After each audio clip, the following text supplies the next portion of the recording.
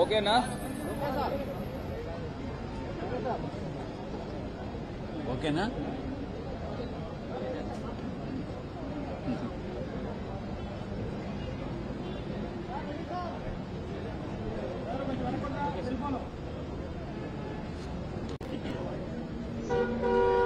YSR Congress party నుంచి నేను, మా యొక్క పార్లమెంటు సభ్యులు భరత్ ఈరోజు election commission, chief election commissioner గారిని, అదర్ ఎలక్షన్ కమిషనర్స్ని, మిగతా అఫీషియల్స్ని కలిసి మొత్తం 6 అంశాలపైన ఎలక్షన్ కమిషన్కి నివేదించడం జరిగింది. మొట్టమొదటిగా ఈరోజు మాకున్నటువంటి సమాచారం ప్రకారం తెలుగుదేశం పార్టీతో పాటు జనసేన పార్టీ కూడా అన్రికగ్నైజ్డ్ పార్టీ. ఈ యొక్క అవకాశం రికగ్నైజ్డ్ పార్టీస్కి మాత్రమే ఉంటుంది. అన్రికగ్నైజ్డ్ పార్టీ అయినటువంటి జనసేనను ఎలా అనుమతించారు అన్నటువంటి విషయాన్ని ఎలక్షన్ కమిషన్ దృష్టికి తీసుకురావడం జరిగింది. జనసేన అన్నటువంటి పార్టీ ఇప్పటి వరకు కూడా వాళ్ళు ఇచ్చినటువంటి రిపోర్ట్, ఎలక్షన్ కమిషన్కి ఇచ్చినటువంటి రిక్వెస్ట్ ప్రకారం అలయన్స్ పార్ట్నర్ కింద తెలుగుదేశం పార్టీ, జనసేన పార్టీని అనుమతించమని రిక్వెస్ట్ చేయడం జరిగింది. ఇంకొక విషయాన్ని కూడా ఎలక్షన్ కమిషన్ దృష్టికి తీసుకొచ్చాం. జనసేన పార్టీ అన్నటువంటిది ఇప్పటి వరకు కూడా బీజేపీ అలయన్స్ పార్ట్నర్ కింద పరిగణిస్తా వచ్చారు. ఈరోజు నిన్న ఇచ్చినటువంటి ఎలక్షన్ కమిషన్కి ఇచ్చినటువంటి రిక్వెస్ట్లో Janasena party Telugu Desam party alliance partner కింద డిస్క్రైబ్ చేయడం జరిగింది. జనసేన పార్టీ ఈరోజు నిజంగా ఆలోచిస్తే బీజేపీతో అలయన్స్ పార్ట్నరా లేక తెలుగుదేశం పార్టీతో అలయన్స్ పార్ట్నరా అన్నటువంటి విషయాన్ని క్వశ్చన్ చేస్తూ ఎలా ఎలక్షన్ కమిషన్ అనుమతించడాన్ని మేము వాళ్ళకి నివేదించాం. ఇలా అనుమతించడం సమంజసమేనా అన్నటువంటి విషయాన్ని ఎలక్షన్ కమిషన్ దృష్టికి తీసుకురావడం జరిగింది. ఇక రెండవ విషయం, జనసేన అన్నటువంటిది unrecognised political party. Glass symbol అన్నటువంటిది ఒక జనరల్ సింబల్. అటువంటి సింబల్ని గతంలో 2019 ఎన్నికల్లో, గడిచినటువంటి ఎన్నికల్లో glass symbol throughout the state ఇవ్వడం జరిగింది. అటువంటి సింబల్ని, కామన్ సింబల్ని ఒక పొలిటికల్ పార్టీకి రాష్ట్ర వ్యాప్తంగా కొన్ని స్థానాల్లో, 175 స్థానాల్లో కొన్ని స్థానాల్లో పోటీ చేసేటటువంటి ఒక రాజకీయ పార్టీకి ఒక సింబల్ కేటాయించడం జనరల్ సింబల్లో నుంచి అది చట్ట విరుద్ధం అది అన్నటువంటి విషయాన్ని కూడా మేము ఎలక్షన్ కమిషన్కి నివేదించడం జరిగింది. ఈ 2 విషయాలు కాకుండా మరొక విషయం, మూడవ అంశం, కోనేరు సురేష్ అనేటటువంటి వ్యక్తి, ఇతను తెలుగుదేశం పార్టీ ఎలక్టోరల్ సెల్ లో ఏదో సమ్ పొజిషన్లో ఉన్నాడన్నమాట. ఇతను ఒక బల్క్ కంప్లైంట్ని, ఒక ఇంచుమించుగా 10 లక్షల పైచిలుకు ఓట్లన్నీ కూడా ఆంధ్ర రాష్ట్రంలో బోగస్ ఓట్లు అన్నటువంటి కంప్లైంట్ని chief electoral officer Andhra Pradesh, chief CEO of Andhra Pradesh కి కంప్లైంట్ ఇవ్వడం జరిగింది.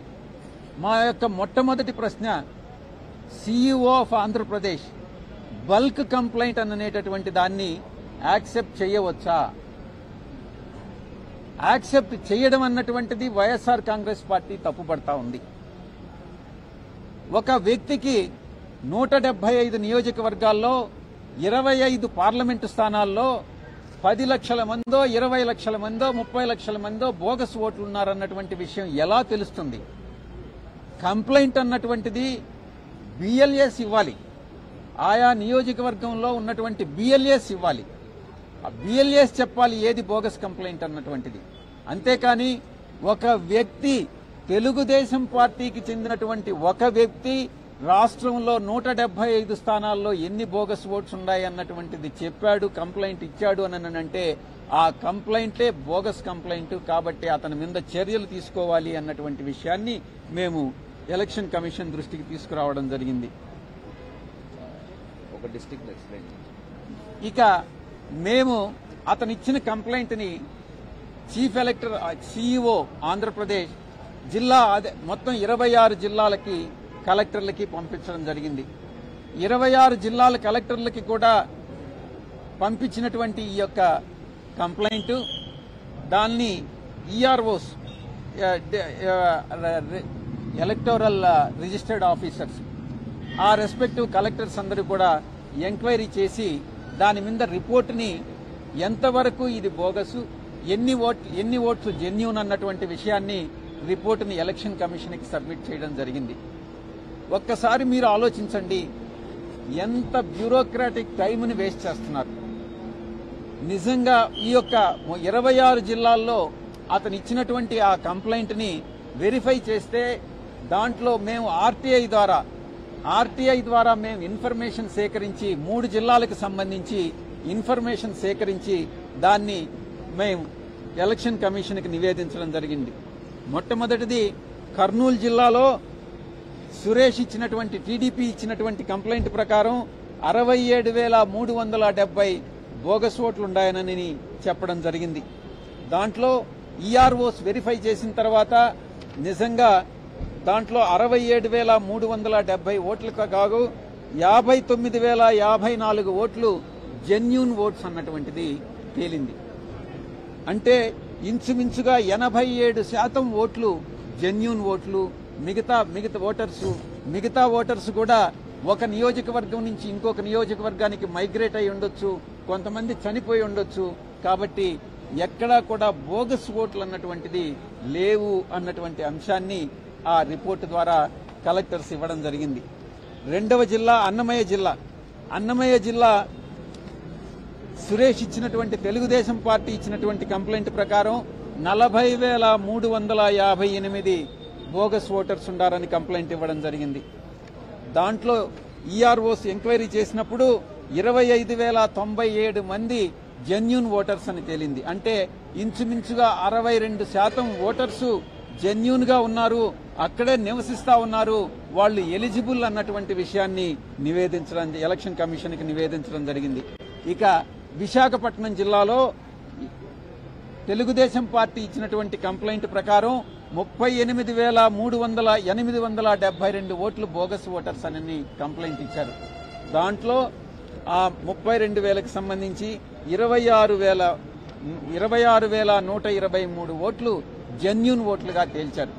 అంటే ఇంచుమించుగా 67% ఓట్లు జెన్యూన్ ఓట్లు అన్నటువంటివి తేలింది. మేము ఒక్కటే చెప్పాం, ఆర్టీఐ కింద మేము సేకరించినటువంటి ఇన్ఫర్మేషన్ కరెక్ట్ ఇన్ఫర్మేషన్. ఆ సమాచారాన్ని బట్టి తెలుగుదేశం పార్టీ ఉద్దేశపూర్వకంగా వైఎస్ఆర్ కాంగ్రెస్ పార్టీ ఓటర్స్ ని టార్గెట్ చేస్తూ ఉంది. కాబట్టి వైఎస్ఆర్ పార్టీ సింపథైజర్స్ ని టార్గెట్ చేస్తూ ఉంది.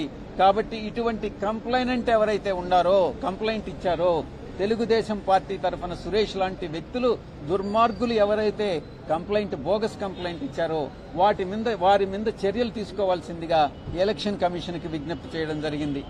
ఎలక్షన్ కమిషన్ ఇక స్టేట్ ఎవరైతే CEO election commission CEO Andhra Pradesh ఉన్నారో వారికి ఇటువంటి bulk complaints, bogus complaints accept చేయకుండా ఎలక్షన్ కమిషన్ ఆదేశాలు ఇవ్వాల్సిందిగా ఎలక్షన్ కమిషన్ కి మేము నివేదించడం జరిగింది.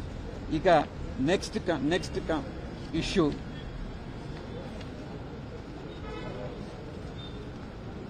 గతంలో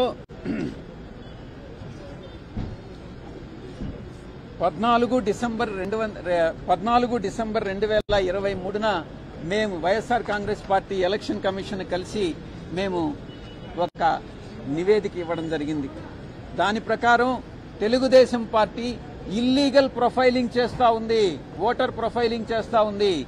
ఈ దేశంలో ఏ వ్యక్తికి కూడా, ఏ రాజకీయ పార్టీకి కూడా ఒక ఓటర్ యొక్క క్యాస్ట్ ఏంది, నీ కులం ఏంటి, నీ మతం ఏంటి, నువ్వు గతంలో నువ్వు ఏ రాజకీయ పార్టీకి ఓటేశావు, రాబోయేటటువంటి ఎన్నికల్లో ఏ పార్టీకి ఓటేస్తావు అనేటటువంటి అడిగేటటువంటి హక్కు లేదు.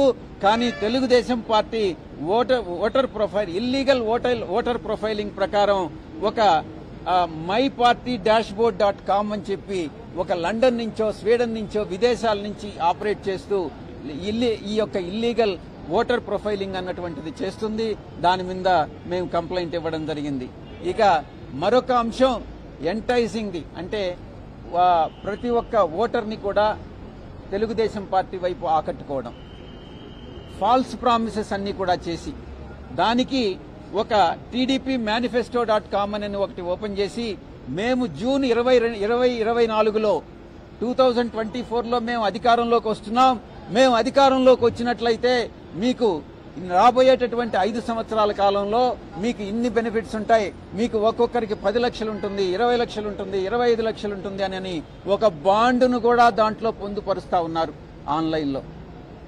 అది ఆ కుటుంబ సభ్యుని పేరుతో పొందుపరుస్తా ఉన్నారు. ఇది ఎంటైజింగ్ ది ఓటర్ అన్నటువంటిది చట్ట విరుద్ధము అన్నటువంటి విషయాన్ని section 170, 171B, 171C and 417, 419 Indian penal code కింద తెలుగుదేశం పార్టీ మీద చర్యలు తీసుకోవాల్సిందిగా ఎలక్షన్ కమిషన్ కి విజ్ఞప్తి చేయడం జరిగింది. ఇక డూప్లికేట్ ఓట్స్, తెలంగాణలో ఎవరైతే ఓటర్లుగా నమోదు చేసుకున్నారో వారే ఇక్కడ కూడా ఆంధ్రాలో కూడా ఓటర్స్ గా నమోదై ఉన్నటువంటి డూప్లికేట్ ఓట్స్ చాలా మంది ఉన్నారు ఈరోజు. అటువంటి డూప్లికేట్ ఓట్స్ అన్ని కూడా ఒక వ్యక్తి section 17, 18 of peoples representation act ప్రకారం ఒక ఇండియన్ సిటిజన్ ఒక దగ్గరే ఎలక్టోరల్ గా ఒక ఓటర్ గా నమోదు చేసుకోవాలి. ఇటువంటి డూప్లికేట్ ఓట్స్ అన్ని కూడా రిమూవ్ చేయాల్సిందిగా ఎలక్షన్ కమిషన్ కి విజ్ఞప్తి చేశాం. ఇక తెలంగాణలో ఒక ఎన్రోల్మెంట్ డ్రైవ్ అన్నటువంటిది తెలుగుదేశం పార్టీ చేపట్టింది. చాలా బోర్డులుంటాయి, డిస్ప్లే చేస్తూ ఉంటారు. మీరందరూ రాండి, తెలంగాణలో ఎలక్షన్స్ అయిపోయి ఆంధ్రాలో ఎలక్షన్స్ జరుగుతాయి, ఇక్కడ ఉండేటటువంటి వాళ్ళందరూ కూడా ఆంధ్రాలో ఎన్రోల్ చేసుకోండి, ఓటర్స్ గా ఎన్రోల్ చేసుకోండి అని చాలా డిస్ప్లే బోర్డ్స్, షాప్స్ అన్ని కూడా ఓపెన్ చేయడం జరిగింది. ఇది చట్ట విరుద్ధం. ఒక వ్యక్తి ఒక దగ్గరే ఉండాలి. ఒకవేళ అలా చేయాలని అంటే తెలంగాణలో ఓటర్ లిస్ట్ లో నుంచి డిలీట్ చేసిన తర్వాతనే ఆంధ్రాలో ఓటర్ గా నమోదు చేసుకోవాలి. ఇలాంటి చర్యల్ని అరికట్టమని చెప్పి మేము ఎలక్షన్ కమిషన్ కి విజ్ఞప్తి చేశాం. ఇక ఆఖరి అంశం, చాలా ముఖ్యమైనటువంటి అంశం,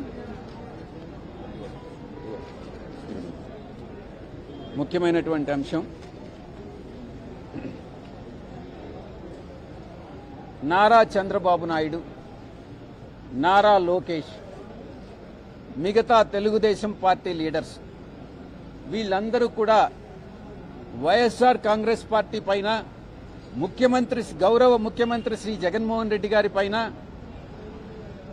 అసభ్యకరమైనటువంటి పదజాలం వాడుతూ, అది యువగళం పేరుతో నారా లోకేష్ చేస్తున్నటువంటి పాదయాత్ర కావచ్చు, చంద్రబాబు నాయుడు పెట్టేటటువంటి సభలు కావచ్చు, ప్రతి దగ్గర కూడా అసభ్యకరమైనటువంటి పదజాలాన్ని వాడడం మేము ఎలక్షన్ కమిషన్ దృష్టికి తీసుకొచ్చాం.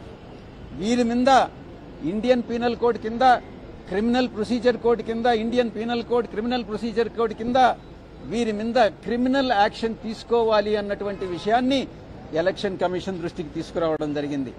ఇంకొక విషయం, నారా లోకేష్ ప్రతి దగ్గర కూడా ఎక్కడ పబ్లిక్ ని అడ్రస్ చేసినా నేను ఒక ఎర్ర బుక్, ఆ బుక్ ఇదిగో ఎర్ర బుక్, నేను ఈ రెడ్ బుక్ ఉంది, ఈ రెడ్ బుక్ లో ఎవరైతే అధికారులు వైఎస్ఆర్ కాంగ్రెస్ పార్టీకి పనిచేస్తారో, నిజానికి వైఎస్ఆర్ ఏ పొలిటికల్ పార్టీకి అధికారులు పనిచేయరు, అధికారులు ఎప్పుడు కూడా బ్యాలెన్స్డ్గానే ఉంటారు. ఎవరైతే తెలుగుదేశం పార్టీకి వ్యతిరేకంగా పనిచేస్తారో ఇవన్నీ ఆరోపణలు. వారందరినీ కూడా నేను ఈ బుక్లో వారి పేర్లు నోట్ చేసుకుంటున్నాను. మేము అధికారంలోకి వస్తే, తెలుగుదేశం పార్టీ మేము అధికారంలోకి వస్తే ఈ ఆఫీసర్స్ అందరి మీద యాక్షన్ తీసుకుంటాం, వాళ్ళని సర్వీస్ నుంచి డిస్మిస్ చేస్తాం, వాళ్ళని జైల్లో పెడతాం అన్నటువంటి థ్రెట్స్ అన్ని ఇస్తా ఉన్నాడు. భయభ్రాంతులకు గురి చేస్తా ఉన్నాడు. వీరి మీద, నారా లోకేష్ మీద, నారా చంద్రబాబు నాయుడు మీద తగిన చర్యలు తీసుకోవాలి అన్నటువంటి విషయాన్ని ఎలక్షన్ కమిషన్ దృష్టికి తీసుకురావడం జరిగింది. ఇక చాలా చాలా ముఖ్యమైనటువంటి అంశం, లాస్ట్లో ఒక అప్పీల్ చేశాం. ఈ యొక్క లోకేష్ మీద యాక్షన్ తీసుకోవడంతో పాటు ఈ డెరిగేటరీ రిమార్క్స్ ఇవన్నిటినీ కూడా నివారించాల్సిందిగా, ఆఖరిగా చివరిగా ఎలక్షన్ కమిషన్ని మేము ఒకటి నివేదించాం, రిక్వెస్ట్ చేశాం. తెలంగాణలో పార్లమెంట్ ఎలక్షన్స్, ఆంధ్రప్రదేశ్లో పార్లమెంటు కానీ అసెంబ్లీకి కానీ ఎలక్షన్స్ ఒకే ఫేజ్లో ఒకే డేట్లో పెట్టండి.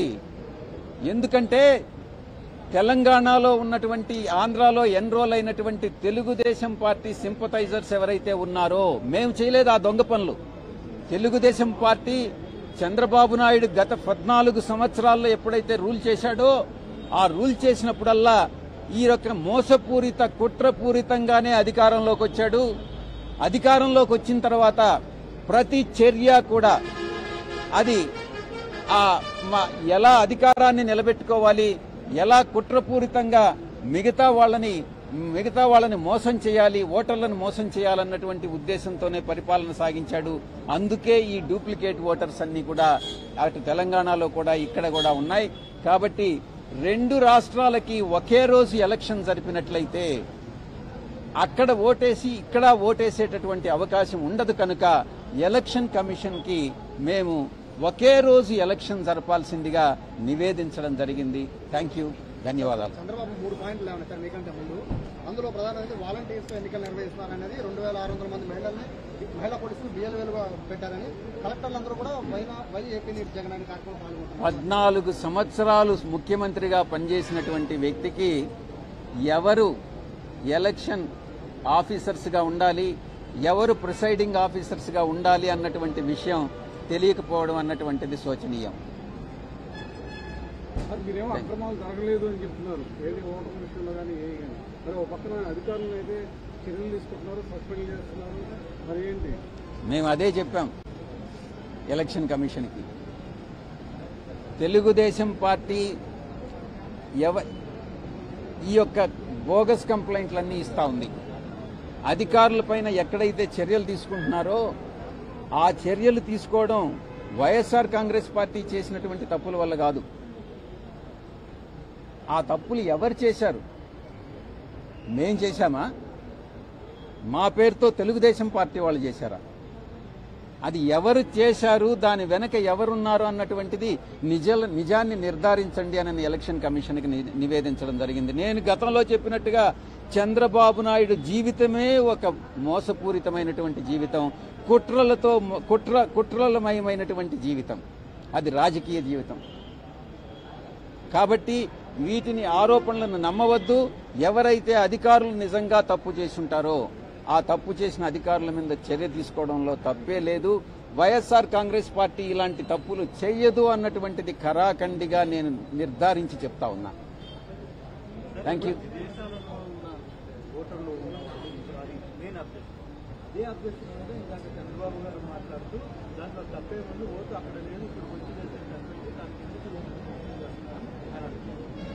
అక్కడ నుంచి నిజంగా ఇక్కడికి వచ్చి వేస్తే తప్పేం లేదు. వాళ్ళు ఇచ్చినటువంటి అడ్రస్ కానీ, వాళ్ళ ఓటర్ ఐడి కానీ, వాళ్ళు ఇచ్చిన ఆధార్ కార్డు కానీ ఏదైనా ఇచ్చుంటే అవన్నీ కూడా కరెక్ట్ అయితే తప్పు లేదు. అవి బోగస్ అయితేనే తప్పు. అంటే కాదు సార్, తెలంగాణలో ఓటు ఉండి ఇక్కడ కూడా ఓటు ఉండడం తప్పు. కాదు సార్, మీరు గంపగుట్టుగా ఓట్లని కూడా తొలగిస్తున్నారనేది ప్రధానమైన ఆరోపణ. ఎందుకంటే పక్క రాష్ట్రాల్లో ఎవరైనా ఉద్యోగాలు చేసుకోవడానికి వల్ల ఓట్లు కూడా తొలగించే పరిస్థితి. గంపగుత్తగా కంప్లైంట్లు ఇస్తున్నారు. మీరు మీ యొక్క క్వశ్చన్ ని మీరు రెక్టిఫై చేసుకోండి. మీరు అడిగే ప్రశ్న చాలా కరెక్ట్ గా అడగాలి. గంపగుప్తగా కంప్లైంట్లు ఇస్తున్నారు. ఇప్పుడు మీరున్నారు, మీ పేరేంటి?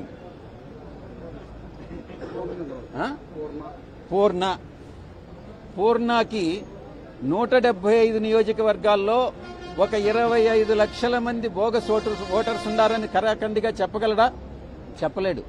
కానీ తెలుగుదేశం పార్టీ ఎలక్టోరల్ సెల్లో ఉన్నటువంటి కోనేరు సురేష్, చంద్రబాబు నాయుడు, లోకేష్ ప్రోద్బలంతో ఈ విషయాన్ని చెప్తున్నాడు. దాన్ని మేము తప్పుపడుతున్నాం.